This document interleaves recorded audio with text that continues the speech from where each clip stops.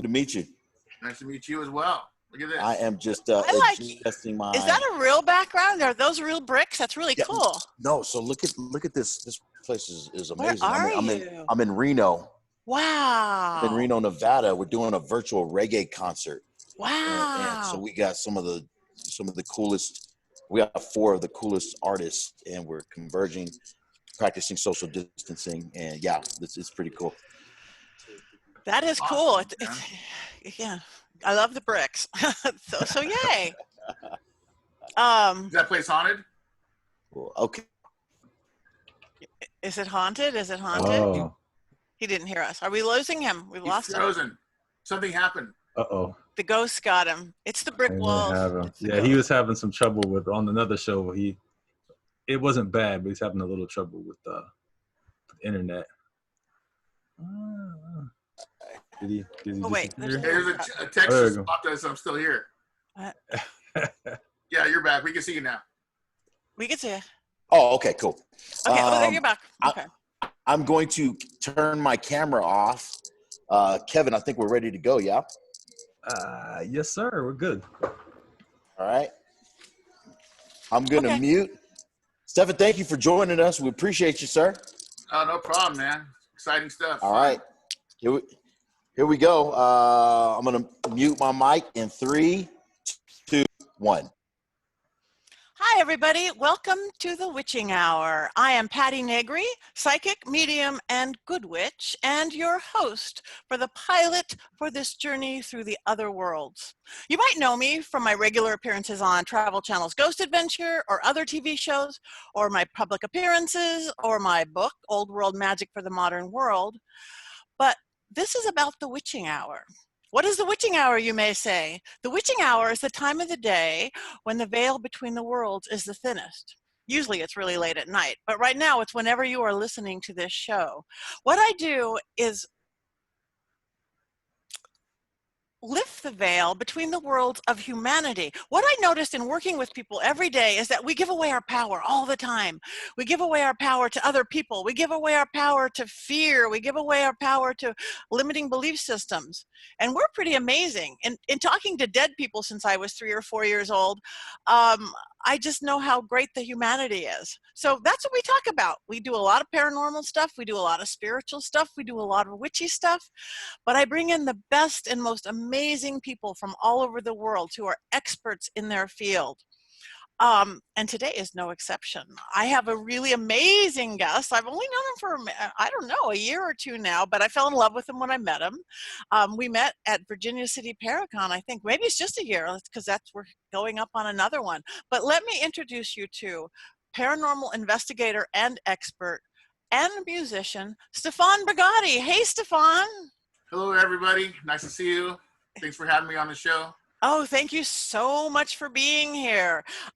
Yes, we met, I think, at Virginia City last year, which is, for those of you who don't know, it's a really great Paracon because it's a really haunted place. The whole town. The whole town. You walk in and it's like you're on a movie set. If the cars weren't there, you've walked into another era, another lifetime. But the whole place is filled with ghosts. Absolutely. Wait a second. I just turned that ringer off. Obviously not well. Should we wait 1 second? Sorry, guys. Yeah. I just turned it off. It's haunted. This is a call from the other side.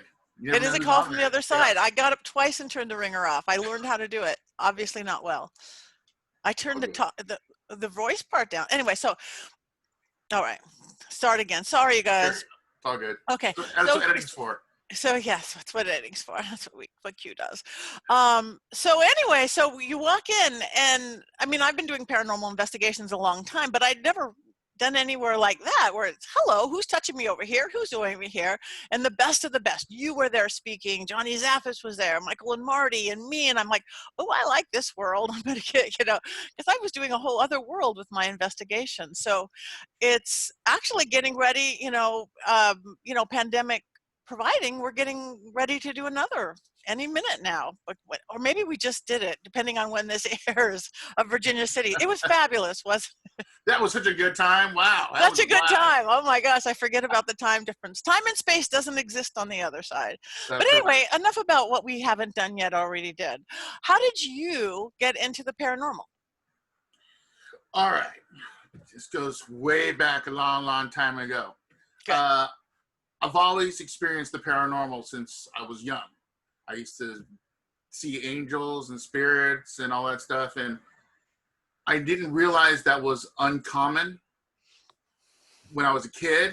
You know, the Indian spirits coming up from the garage and walking up the stairs to my sister's room and whatever. I didn't realize that wasn't a thing until I got older. And then my mom knew about all that stuff. So I got lucky. I had a mom who was into the paranormal. Back in those days, it was the unknown, and there was all kinds of research centers. So she studied. So I got to learn a little bit from her. So from that point on, it was all good until I had a bad experience one time. And then I realized, okay, these aren't all Casper the Friendly Ghost. I was tormented by this stupid thing for a while, worked through it, and that kind of intrigued me a little bit, saying, okay, what's really going on here? You know, my family has this ability, I have this ability, you know, and it's one of those things when I got into the paranormal, I never said, oh, I'm a psychic, or I have psychic abilities, or whatever. I was into it to learn for myself what's going on. So when I got the chance, I got older and started investigating, and I had an aunt who was into this stuff, and she's taking me to all the missions, all these little paranormal adventures and stuff. So I learned from my elders about how to do it. And back in those days, we had big tape recorders that had a strap on the side. You had to put a cassette in there with a microphone. It was really bad. A little Kodak, like 110 camera or whatever, just hoping for the best, you know. It's a lot harder than is today. Learned about that stuff. And then when I got moved out and went to college and stuff, I still had that passion, and I started investigating with other people. And then learning more, hanging out in cemeteries, because that's what teenagers do. Yeah. We do that anyway, so I might as well see if I can make contact or whatever. And in 91, I put a very specific team together, which is Pacific Coast Paranormal. And we go out and start taking on cases, learning a little bit more and more and more. And the more we got in depth with what we were learning in the paranormal field, we just kept adding that to our arsenal to make us a stronger, better team. Wow. And that's where I'm at today. Wow. And you are an expert. I mean, I've heard you even talk from way back, like 10 years ago. I saw little clips of something at one of the Paracons you were kind of, at that time, which I didn't even hear it, talking about combining the metaphysical with the science, which I know isn't ever. So what's your thoughts on that? Yes, that was when I started getting really, really in depth in it. I started learning from the bigger wigs. You know, I started hanging out and talking with like Barry Taft, Barry Conrad, some of the people who were pioneers from the 70s and stuff, and they're kind of giving me tips. So I thought to myself, well, I don't want to be a person that's investigating it just on a whim, hunches and guesses. I want a real specific, concrete evidence. So I learned the techniques and the tools, and the whole time I grew up in the metaphysics world. So I got involved with all that stuff, and I was looking at everything from the science. Hold on, dog fight. Yeah, see, hey, calm down. We love it. So I started looking at all the orange in my one hand, the apple in the other hand, and said, there's not a difference here. These are both fruit. I'm going to make a fruit salad. So what that is, it started me on the path of combining scientific fact with the metaphysic theories. There's no reason why they can't coexist, because they do. When I was working on the book, The Science of a Haunting, that was all about connecting the physical theories with the metaphysical theory, because there's math there. Everything in existence in our world is math. I mean, the term paranormal is really outdated, because there's not paranormal, it's just normal. Back in the day, way back in my day, we used to refer to it as the supernatural. Yeah, Right? I remember that. It's Supernatural. supernatural because it's not part of our everyday existence. Well, yours and mine it is, but the everyday norm, because everyone's focused on getting up, going to work, paying their bills, and that's their little circle of life. So when something out of the ordinary came into it, it was supernatural. So it's not parallel to the natural, it's intensified on top of the natural. That was Yeah. one of my theories. That is great. And I agree with you 100%. I mean, that's what's happened. It is all math. If we take it down to math, whatever words or templates you put on top, to me, that's just what that is. It's using sciencey words or religious-y words or spiritual words or new agey words, and it's all taking it down to math. I think that's what's bringing science and spirituality together, is that's what quantum physics and quantum mechanics is, right? It's just, so soon it'll all be one big math equation. Yeah, absolutely. And whatever words you want to use with it. So that first, the negative experience you had, were you like doing a ghost hunt or an investigation at the time, or did that just hit you? I was a kid. Ah. I was a kid, and my parents were gone. And I'm hearing strange things in the hallway, and I'm just trying to figure out what's going on, and it just feels bad. It doesn't feel right. Normally, it's a grandma or somebody paying a visit, and you can feel that. When it's good and inviting, you feel that love, that connection. But this was not loving, it was not connecting, and it's flipping the pictures off the wall, and I'm just a little kid going into panic mode. So I take off, I go to the neighbor's house, and my parents have to find me there and take me home.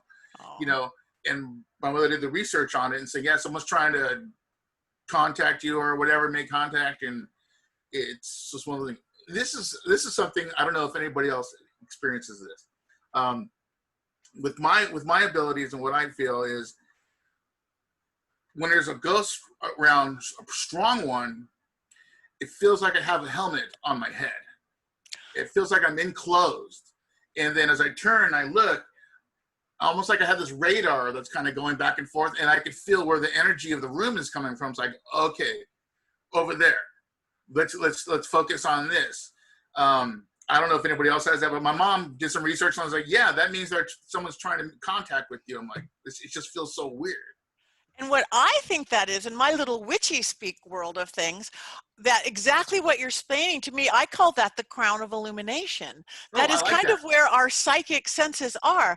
Like, even if you look at old pictures of like spiritual people or angels or Mary or Jesus, they have this thing around their head. I think that's exactly what it is. It's that energy field where we tune in. So somebody is trying to get a hold of you. It's right where the third eye, if you look into the Eastern cultures or the psychic thing. And I see it exactly like a helmet, because I get that too. I get that same thing. It's like, oh, there's something on the head there. And a lot of times spirits will even touch you in that area, because I think it's a door. It's like a little helmet door. Yeah, they're like, hey, I'm right here. Come on, pay attention to me. It's like, what do you want from me? So tell us a little bit. I love that. So you work at a very haunted, beautiful old theater in Ventura. Yeah. And I got to, the Ventura Theater. And you invited me for an investigation once, and it was great. I remember a girl spirit on the stage. I remember a cranky guy spirit. I remember, I remember also who do you got there? we got a lot going on there. Originally, there's 8 spirits that are documented and that we run into normally. They're kind of like the main spirits there. But as time goes on, since I've been back there and I've been doing a lot of research and doing some investigating, there's like, we counted over 15. Wow. Yes, and we think there's a big porthole there from all the things that have happened there, and things are coming through a lot. But the main 8 ones are definitely there. I think you came across some new ones that we didn't realize were there. I had a feeling something was upstairs in the dressing room. Oh. Remember you were there and you were in contact with that little spirit, and where you were trying to hold your hand, he was sitting down. Yes, with the SLS camera. That was wild, because I felt it, and I always do energy through my hand because that's what I do. And you caught that on an SLS camera. That was amazing to me. I've never seen that energy come off an SLS. It's like that. Oh, so yeah. The SLS camera is great because they can't they can't hide that well. I'm on this case right now, and these things are pretty nasty. And then we're just walking in the living room, walking around with the SLS camera, and you can see like them standing in the corner or trying to hide and listen to what we're saying to them. It's like, hey, you know, we can see you right now. And all of a sudden they kind of freak out, and then they just pop out. They're like, yeah, they're trying to spy on us, but this is not going to let them spy on us. So that's great. Yeah, you know, because again, I'm a non-technical girl, and for decades, for years, I'm doing this with, you know, dowsing rods and chimes and my intuition. And then when I started working with shows like Ghost Adventures and stuff, and they have all this fancy stuff, I mean, you know, when I'm explaining little things going like this around you, and then in the other room, Billy or Jay or somebody's got that exact thing with stick figures that I'm seeing. It's like, oh my God, look at it. It's really, that's what I've been seeing all these years. Who knew? But when I saw that at your theater with the little light coming off the hand, that was pretty great. Is that, have you felt that up in the dressing room since? Yes. We definitely know something's going on in the dressing room, and our maintenance staff and the cleaning staff who go up there and clean up are always getting messed with. Vacuums coming out of the walls. They'll be doing the paper towels and stuff, and they'll come back and the paper towels are all unrolled. They'll mop the bathrooms and get it all nice and clean, and they'll go back in there and there'll be like dirt footsteps all over the bathroom again. We think that's the ghost of the old maintenance guy who doesn't like people doing his job. Yeah, but I keep telling him, you can't do this right now, so we have to have somebody help you. You know, I never tell them to stop, because that doesn't make sense, because they're doing what they love. They're still there doing his job because he loved the theater. So I always talk to them like they're still part of the staff, saying, hey, we're going to do this today. Or if I go in there and we got a big show and say, hey, tonight's going to be a great night, you know, blah, blah, blah. And I try to call them into the main hall to have like a meeting with all the spirits to let them know what's going on. And I think that helps, because they want to know what's going on. Like, what are these people doing here today? And, you know, they're rearranging everything. Why? It's like, oh, there's going to be a big thing today, and we're going to set it up like this. It's going to be so much fun. Please keep an eye out. If you see any trouble, let us know. That kind of stuff. Just to keep them involved. You know? Yeah, because I think, because it's a creative place. It's a place of music. It's a place of theater. That's in itself creates portals, that vibration, those right brain people, those creative people. And I believe it draws the spirits. It opens the doors for them. And I don't think most of them are stuck there. I've been to places where spirits are stuck or held down, but I think places like that, they're hanging out because they want to. Yes. They're hanging out because they like it. And so you do. There was another theater, I can't even say the name of it, I think, but a very big famous theater here in Hollywood, and old theater like yours, and this horrible thing was happening. People actually were kind of falling off the balcony, and it had never happened in, like, you know, the billion years of the theater. And I actually did a whole clearing on it, and they had put some like neon around the theater, and it changed colors, you know, around the upper balcony. It would go red, and then it would go green, and then it would go purple. I know what you're talking about. Exactly. So whenever the ghost didn't like the neon. It didn't like one specific color of neon. And then that's when it would like throw people off the balcony or fall people off the balcony. It was, wow, it must really hate neon. It was really hated the neon. It was, you know, but the same thing. What they started to do is they started to basically bribe him with a little whiskey right by the booth, and that we're all going to be good. We could turn the light. I think they decided one color neon was the worst, and they didn't do that, and everything was fine. So again, just like you said, talk to them, let them know what's going on, have them help. Exactly. And if you find out what they're like, you talk to them and get that information, hook them up. The guy in the projector room that we have at the theater that I brought you upstairs, and he was kind of not very friendly. Yeah. I'm putting like little gin bottles up there for him, just trying to say, hey man, I know you're grumpy and you got a lot going on, you want to be left alone, let's do this, and that way you can just relax and enjoy yourself. And things have got a little bit better. Yeah, it's amazing. We've done the same thing when we were doing the David Omen house. We went to the earthen room, put a little thing for, you know, the chief. We refer to him as the chief. Whether or not he's a chief or not, we respect him like that. A little bit of tobacco, a little bit of whiskey in there, and things seem to be pretty mellow. It's pretty nice. And that is still there at David's house. That Yeah. he has the whole little thing with all the gifts to it. Yep. That is actually the very last place I was before the quarantine shut down. We did it Oh the yeah. day we shut down. Yeah. I get Yeah. a lot of questions about that place because I was one of the original investigators for that. Really? Wow. I've been investigating David's house. There's one guy that was there permanently doing David's live feed and stuff. But besides him, I was probably there more than anybody else. It That's was like awesome. nonstop. And That it's funny because you get those spirits, and once they get to know you, they're really interactive with you. so You why do you think his house is so active? Why do you, I'm gonna tell you exactly why. okay. And for those who don't like science, because there are people who don't want to hear about science in the paranormal field, they're like, "Oh, this is boring. Show me pictures of ghosts." I'm gonna tell you exactly why. Okay, so David's house sits on in the canyon right there, right? Mhm. Yep. There's a ley line going through there on that mountain. Now, besides that, there is a large amount of sediment of sandstone and limestone, right? So when David was designing the house and they built the house, they used the giant iron girders that they pounded into the mountain to keep it sustained, right? Yeah. So what that did is he created this box that's alongside of the canyon, and the iron girders going in, holding it stable on the hill. The iron girders are touching all the quartz and all the sandstone, the limestone, on top of that mound of energy. So the way David designed the house, he actually created a big box. So that box is now acting like a battery source, like something you would see at one of the power plants. Yeah. Those big giant converters. So anytime something energy-wise that's conscious that flies by is seeing this big glowing box. And so it's like, wow, look at that. Let's go. We're attracted to it. Let's go check it out.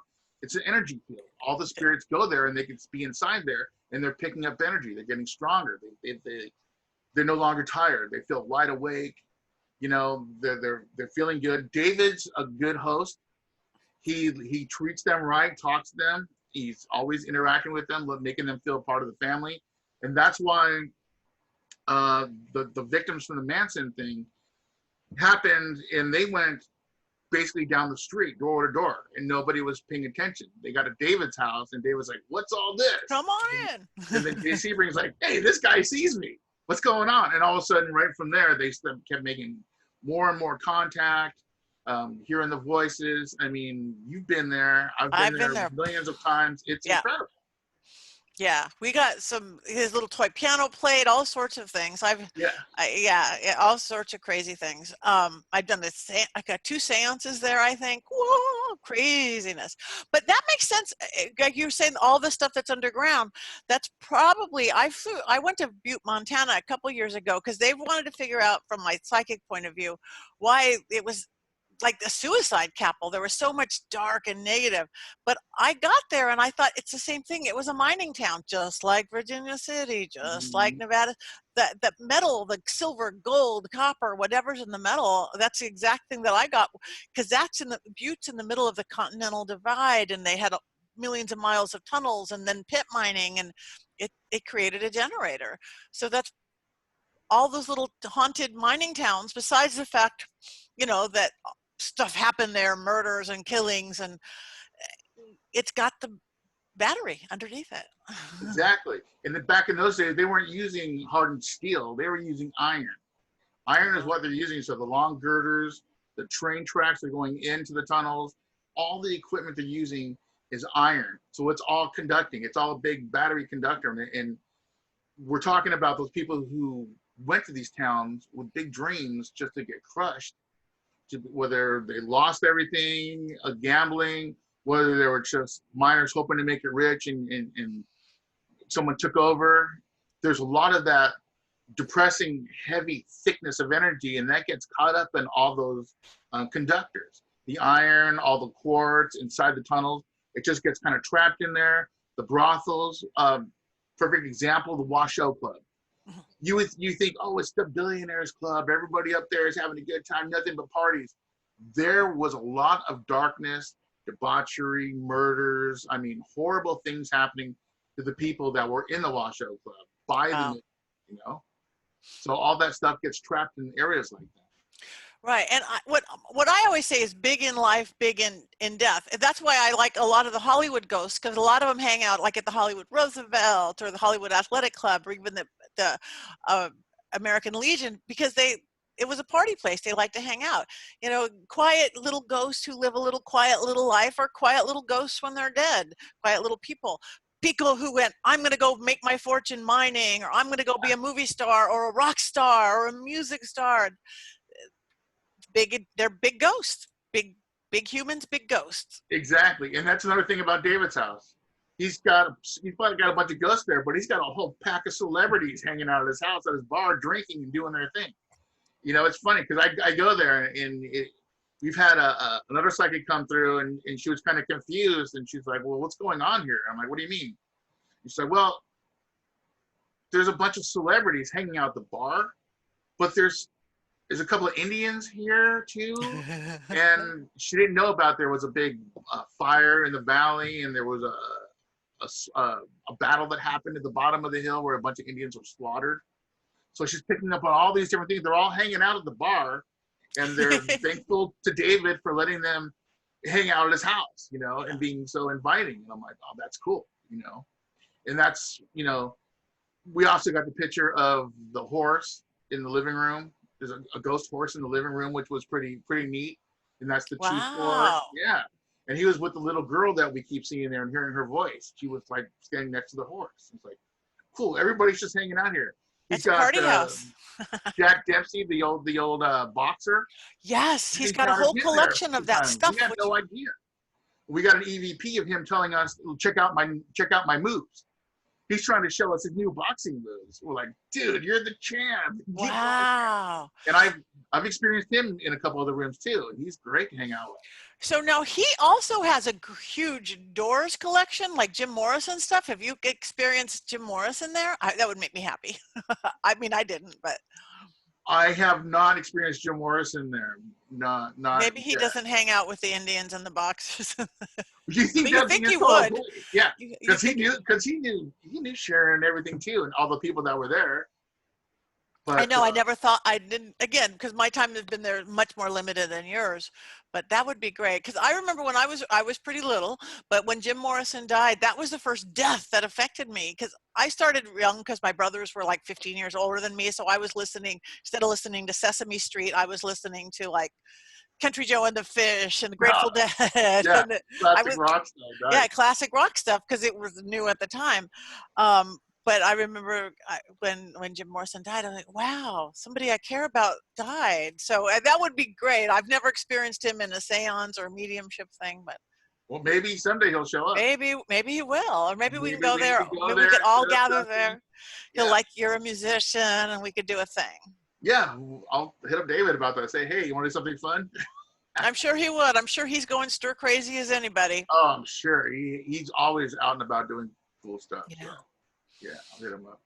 So, what is if you had like one most amazing experience in this paranormal world, do you have one that stands out that's like, wow, this is a. I have a lot of two or three stories. Some of the best paranormal experiences, though, that were not related to paranormal investigation. There was a time in my life where I started dabbling more and more into the mystic arts. It felt natural for me. Uh-huh. So I started getting involved with some friends and people, and we pretty much kept going for a long time. And we actually had a coven for a while. Cool. And when I say that, and people go, oh, coven, that means something bad. It's like, no. That means we're a group of people that are discovering our abilities in a metaphysical sense, you know. And then, of course, we would celebrate the holidays, all the solstices, the harvest season. Yep. Yeah. And we used to sit there and celebrate the feast. And there was a girl in this lady's house that we would go to and hang out, who was a high priestess. And there was a little girl that was haunting this place, and we could see her kind of shy, but running around like kids do. and you Yeah. can see this like yellowish, like flash going by, and that was her. And then she came out, and she sat next to me and got behind me, right? And I'm just tingling, all the hair is sticking up, and I'm just like, oh, what's going on? And I could feel someone pulling on my long hair, because I had super long hair back in the day, and I could feel tugging on it, and she was playing with my hair. And even my friend's like, you could see her, she's playing with your hair, she's so excited, she's like having a good time, and that was great. But I've had some terrifying experiences as well. Somebody conjured something up thinking they're rescuing something from a lower level plane. This thing was not human by any means. And it was, she put it in this room and kind of sealed off the room and keeping it there, thinks she's doing it a favor. A friend of mine who was a crystal witch, who specialized in crystals, went in there to try to make contact and all this stuff.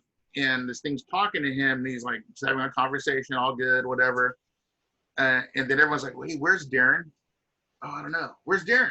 Everyone's looking for him, and they went to find him in the room, and he's laying on the ground, the whitest white I've ever seen anybody in my entire life be. It Wow. looked like, it was like milk, and covered in sweat, and we had to drag him out of there. This thing was tricking him by just answering questions, having a good old time conversation with him, but at the same time, it was draining him of all his energy and trying to make him weak and weak and weak. So we had to drag him out of there, and I swear, this is the first time that anything seemed like what you see in the movies, because we all know the paranormal world is different than Hollywood. They just Yeah. But this was incredible. Lights flashing, the doorbell rang and stuff. It was like the rustling in the trees outside. Like she went in there and did something, and I thought I was all hardcore. So I have this big incense palm, and I'm gonna go in there and I'm gonna start cleansing the room and pushing this thing out. It's big ones, the big ones that don't go out. Yeah. So I'm in one corner and I'm seeing my little thing, and I go to the next corner to say my little thing, and I look, and this thing is out. Wow. It put out my incense palm. I'm like, what? So she got real aggressive and pushed it outside and vanished it, and away it went. But it was so weird to see someone be attacked like that, and then to come out of it, you know, and all these things are going on. The doorbell ringing, the lights are flashing. I was like, what's going on? You know, Yeah. that'll happen. Depends on what you're messing with. You've got to be, you got to be respectful. You've got to know what you're doing. Me too. I've had, you know, it's not like Hollywood, but every once in a while it is just like that. That's, I think I've told it before, when, you know, I was at somebody's house at Marilyn Manson's house, and literally somebody burst into flames. It happens. We had doors flying open. It's like, I'm like, this is a movie. This is just like a movie, but there was nothing fake about it. Yeah. So you've got to be careful. You've got to, anybody who's, again, and nobody's going to be afraid of you being in a coven or witchy in my crowd, because this is the witching hour. They know. Yeah. Yeah. Well, people ask me about that. People go, well, how do you know much about the metaphysics stuff? Like, I studied for years. Like I've told many people, back in those days, I had good teachers. Dr. Buckland. Yeah. The Farrars, Janet Farrar. Yes. I mean, old school classic. Yes. Those are the people I had to go all to. the books up here. I got the books. So oh, you do? Buckland's the first, of course. Awesome. Buckland's book. Yeah, I've got the big blue book. I love that. Got the big blue book right there. Yep.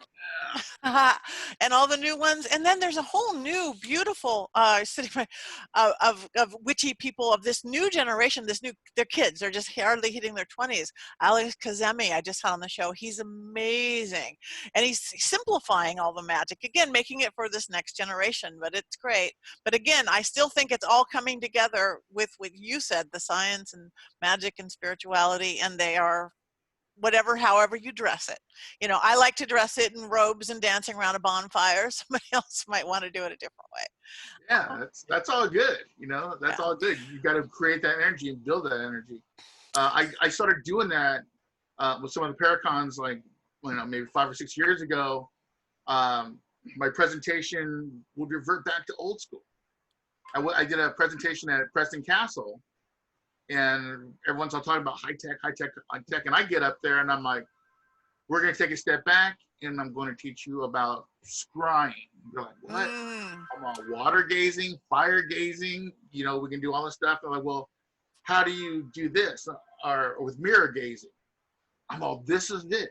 We have the old school style in the premise of what we're looking at the mirror gazing. Yeah. But we're going to take these new cameras and we're going to line them up and they're going to face the mirror. Now, as you're gazing, you'll be able to see things coming out of it. They're like, what about fire gazing? Well, you do the fire gazing. You see the images, the people, the faces, all that stuff.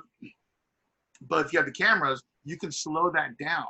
You can get detailed faces. You can get detailed objects. You know, I mean, Nostradamus used to do that. He used to stare into that fire, and he would see the things, and he would write about it. So we're doing the same thing. If somebody's trying to communicate with you, and that's the easiest way for them to do it, they'll do that. A pail of water, put the camera on that, film that, see what's going to appear on that as you're talking, as you're making your contact. See, I love that because I'm the old girl. I'm sitting there scrying. I scry in fire. I scry in water under the moonlight. I scry in candlelight. I scry in. I have my mirror, but I haven't yet combined all the. Let's get the camera to catch all that. That's brilliant. But again, there is scary things that could happen, like you were talking about. So, what is your advice for people again who are listening to the show and they're kind of new and wanting to get their feet wet? What is your advice as an experienced professional that people should or shouldn't do or don't? Okay, as you know, I'm doing this like almost 30 years now. So I started doing this when I was about 5. So that makes me. That's right. Yeah. We're the same age, 35. Right. First thing, everybody wants to learn their equipment and all that stuff and go out there and get their feet wet and just have a good old time, which is awesome. A lot of people forget how important it is to protect yourself. Grounding, and it doesn't have to be one specific thing. Everybody has their own denominations and everyone has their thing that makes them feel safe, you know, whether it's a lucky coin, whether it's a crucifix, a rosary, whether it's saging, certain kind of oils. You know, I've gone through these years and I've used a little bit mixture of them all because that's what I do, because I'd rather be safe than sorry. And learning about grounding yourself, you know, that is so important in your protection because it is the unknown. You're going into somewhere and you don't know what's there. Because when you're coming across all these nice, wonderful little spirits that are totally friendly, there's someone out in the background who's not so friendly, who's kind of a jerk waiting for his opportunity to teach you a lesson. You know, and I don't see people doing that enough. I see people getting hurt. I'm guilty of it, and I've been doing this years. I just rush into some things, get involved.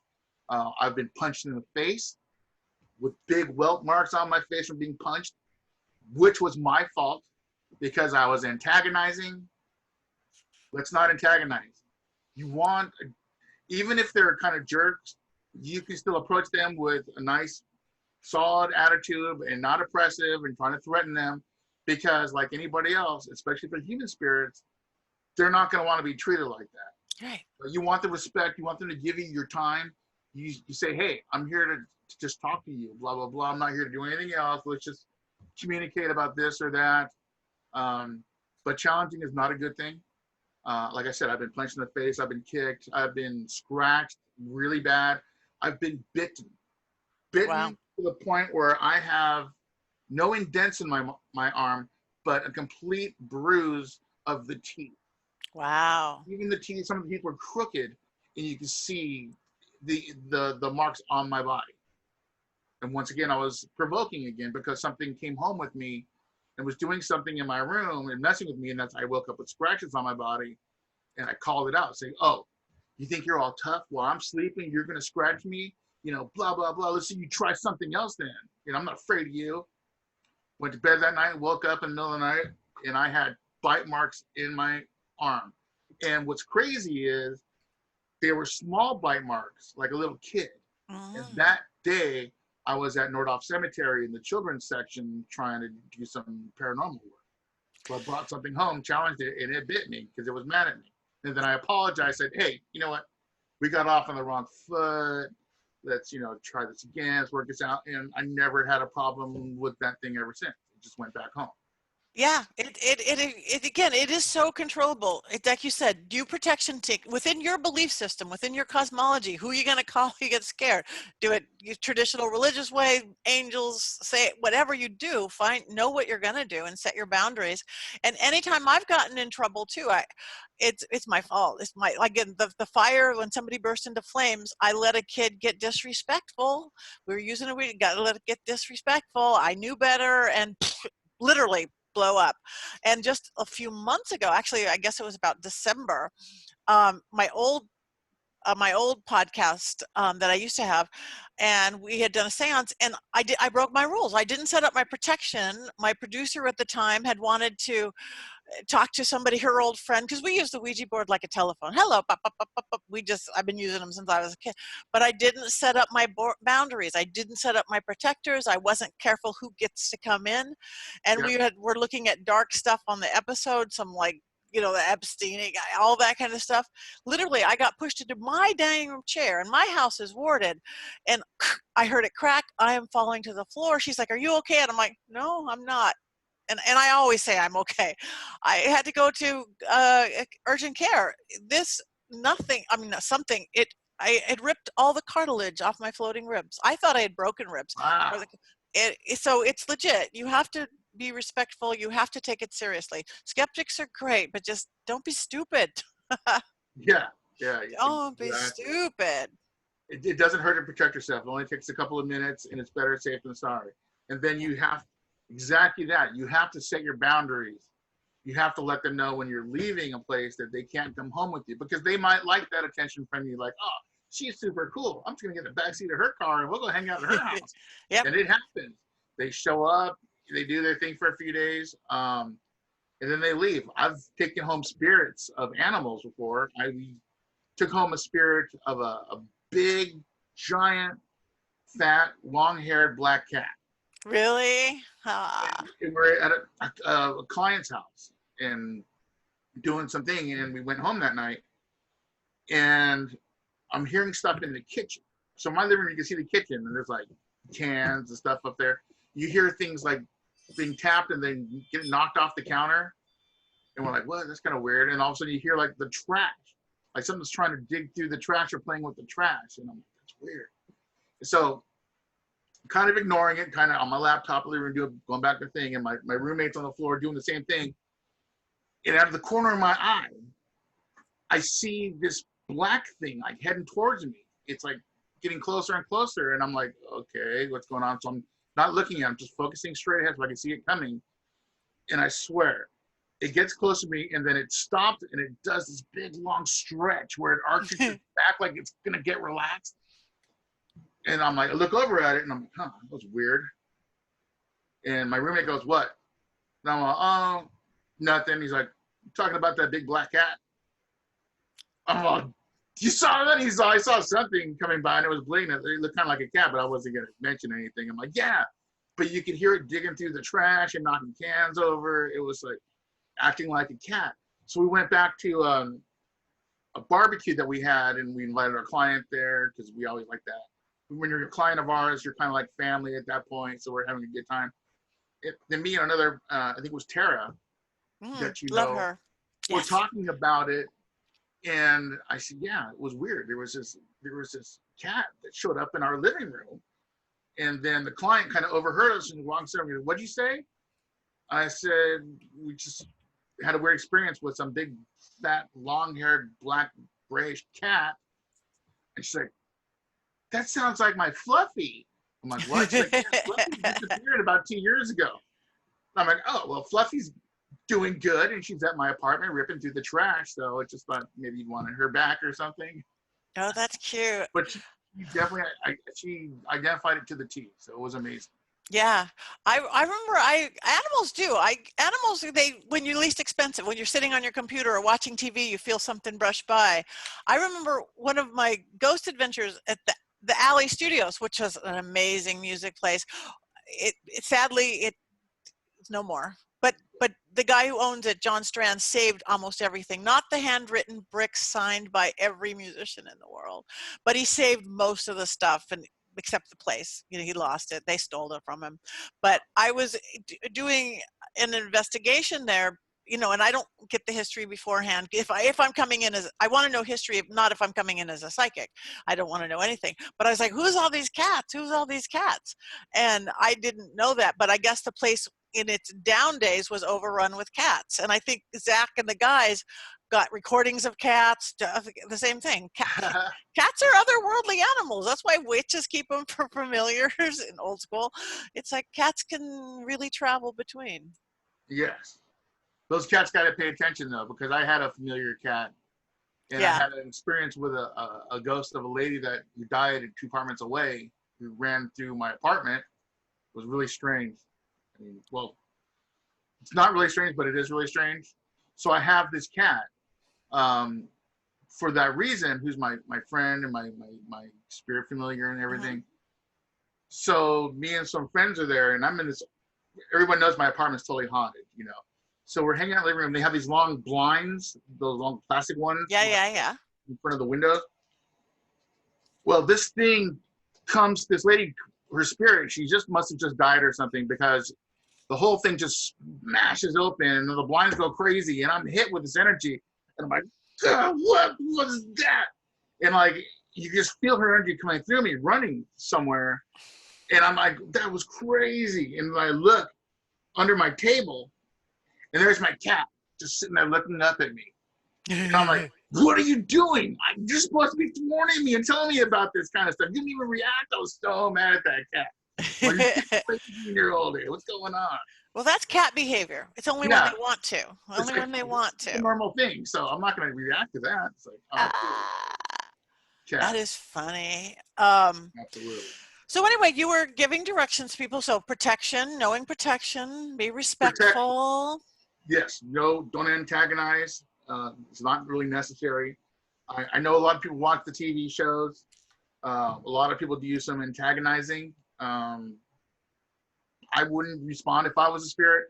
I say, wow, look at this jerk. I'm going to go hang out over here outside in the patio until this guy's gone.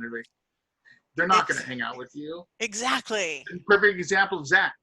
Zach used to get like the first few seasons about provoking to drive up activity. Well, obviously, years and years have gone on, and he learned his lesson from doing that and said it's not worth it. And people see those old episodes thinking that's how it's done. It's like, no, listen to what he's saying. He's been through all this stuff. He's been attacked. He's gets better results by trying to be normal, like trying to have a regular conversation with you. He does put a little more pressure on the negative ones, and I get that, because you have to push them back to let them know that they are not wanted, you know. But anybody who hasn't had the kind of experiences shouldn't go out there and try to do this stuff. In fact, if anybody's presented with an extreme haunting case, if you do not have the experience, do not handle it on your own. Get somebody more involved. If you have to, if there's nobody around you that has that experience, reach out to those online who do. Barry Taft, who's been doing it since the beginning of time, huge name in the industry. He'll answer your email questions, or if you friend him on Facebook and ask him a question on Messenger, he'll answer those questions for you. A lot of us, you can even email me at mydarkesthourradio@gmail.com. I answer questions. I look at photographs people send me. I look at videos that people think are strange, and I get back to them and I give them advice of what's happening, you know. And that's what it's all about in the part of the paranormal community. We're networked across the country and the globe. The people who listen to my show, My Darkest Hour, are all over the world. And I get people from New Zealand sending me stuff, Australia, Japan. Japan's got some totally different things happening over there because the energy is different. It's a volcanic island. You get a different type of energy source with the spirits. Things are a little bit different. But I respond to everybody as much as I can, and everybody else should too. That is great. And yes, you're right. If you want to start getting it, find a group that's already doing it for what you're doing. So again, I know we're getting somewhere close to the end. I don't know how far. Oh, 8 minutes. I just got, my producer's so good. It just like psychically appears. So tell people, how can they find you? Where, again, My Darkest Hour, but what's the best way to follow you, find you? You can go to my Facebook page if you're on Facebook at My Darkest Hour Radio. that's a great source for information. A lot of the things that I teach about and talk about, I post on my pages. I'll talk about tips and tricks for paranormal stuff so you can get more in depth with your equipment, experiences, theory. I'm always posting on there. You can reach me at mydarkesthourradio@gmail.com. You can find me on mydarkesthour.com as well. I'm sorry, mydarkesthourradio.com. If you go to mydarkesthour.com, you're going to find the Heavy Metal Band, who are great, but you're not going to find any paranormal information there. It's a great show, you guys. Do listen to it. It's a great show. Liveparanormal.com. That's the main place I host at. But for my radio show, you're on History FM Radio, iHeartRadio, Google Podcast, iTunes. We're about 17 different formats that you can find us on the radio now. And we're really expanding. YouTube. We've got some new YouTube stuff coming up. We have a couple of shows that we're developing that are going to be launching pretty soon that I'm really excited about, and just get more information out to those who are looking for it, and to be a part of our experiences as well. I'm starting live streaming from some of the places that we're at. I'll be doing a lot of that when we're at Virginia City, the second weekend of August, of course. Or it's the first weekend of August. It's the first weekend of August, and we might have just done it or not, depending on when this. Again, we have a big break in the middle. But yes, so Virginia City Paracon, it was great, or we haven't done it yet. And we also have, you're doing Vulture City, right? I don't know if I'm going to be going to Vulture City. Really? Okay. Well, I haven't had a formal invitation. Oh, well, let's get you there. Yeah, I don't mind going out there and hanging out. I've had such a great time there. Okay. I've never been. So, yeah, you should be there. Yeah, it's only a 5-hour drive from where we're at, so I'm all about it. I had a great time there last year. They put me in the room with all the gold and stuff. See what happened. Right. Jay's like, oh, we're going to put you in here. That way, if anything tries to protect you, you're going to dress up like, because I dressed kind of like a cowboy. I got this hat on, a leather vest, and my boots. So I look like a cowboy in these things. And like, yeah, you're going to pretend like you're going to rob the bank and stuff and see if we get activity and see if they come and get you. I'm like, what? You're going to put me in a pit and see if they come and get me? Great. Thank you. Yeah, no, you have a great look. You have a great stuff. For those who are just getting the audio, not the video, which is most everybody, he looks great. He looks like the rock star that he is. Oh, thank you so much. Appreciate it. So yeah, again, we have been in quarantine for a while. So what do you think about this? What do you think spirits think about all this before we wrap? What is your experience, even at your theater? Well, they're all freaked out because we changed a lot, and I don't think they're really mad. They're just confused because a lot of times when you go in there, you'll see a lot of psychics see the building how it was in the 40s and 50s. All the offices upstairs and the bathrooms are downstairs, a big fountain in the middle of the room. So every time we do construction or move stuff around, it kind of like, what are they doing? They rebuilding this place? What's going on? So they're curious. I think overall though, on a global aspect, everything is defined by levels of energy. We're all energy matter. We're all broken up by atoms and nucleuses. So all that's happening. I think the change in the world and a lot of the hostile activities that are happening. I know there's a lot of people fired up and angry, going out there protesting. People are freaked out and getting depressed from being locked down so much. I think all of that energy is going out in the world, and it's creating kind of a sphere around us, and it's definitely changing.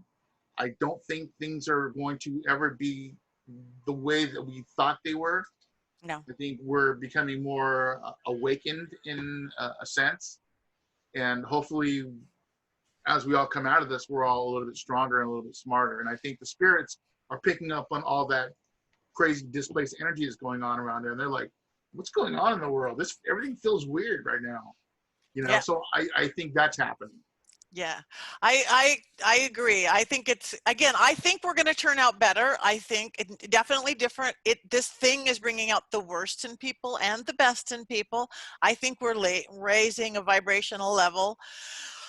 And it's a high cost, with obviously in lots of ways, but I think it's going to be good. And I think more and more and more paranormal stuff is going to happen. I believe the veil is thinning with this big shift. I believe that as we move into that age of Aquarius they sang about in the 60s, I think there's going to be more and more what used to be considered unexplainable, and one day will be explainable. So. Well, with all the new technology and the theories coming out, we should have more answers. So the further we get into it, the more we're going to know. So anyway, one more time, Stefan Brigati, thank you so much. Go to My Darkest Hour Radio, follow you on Facebook and social media and all those places we live, because we may never leave our little computers and phones again. Sometimes I do think I'm like in the Matrix, because it's we haven't left the house. Yeah, that's what it feels like. We're just kind of stuck here and like reaching out through things like this. At least we have things like this where we can reach out to people and see people. We're still connecting, even though we're not really there with each other, but we're still connecting right here. We're still connecting. If we didn't have that, it would be a nightmare. It would be horrible. I would be in the crazy house by now, and then they wouldn't take you in the crazy house because of COVID. So it's thank goodness we have some technology going on. So everybody, thank you, Stefan Brigati, the My Darkest Hour Radio. I am Patti Negri. You are listening to The Witching Hour. You are listening on -radio.com. You guys, it's a great station, 80 beautiful stations, commercial free. Listen to Dash Radio, and then 1 week later, it goes to all the regular podcast places where podcasts are heard. Thank you for listening. Do come back next week. Remember, The Witching Hour, where the veil between the worlds is the thinnest. Thank you so much. Bye. Thank you. Bye. Wow, we got a new ending, huh? I don't know. Could be. I don't know. I can't stand the phone. I thought I turned off the phone. That totally threw me. The phone kept ringing. I'll see if I can get them out. It's fine. Okay, if you can't, it's whatever it is. I read the directions. I turned it down, and then when Stefan and I were first on, it did it again, and I turned it down again, and it's haunted. Anyway, sorry about that. But thank you. You were a beautiful Thank you, Stefan. Thank you. No problem. Thanks for having me. I'll shoot you some information about graceful with it. Huh? Wait, what? you're frozen again. You're frozen again. Q, you can't.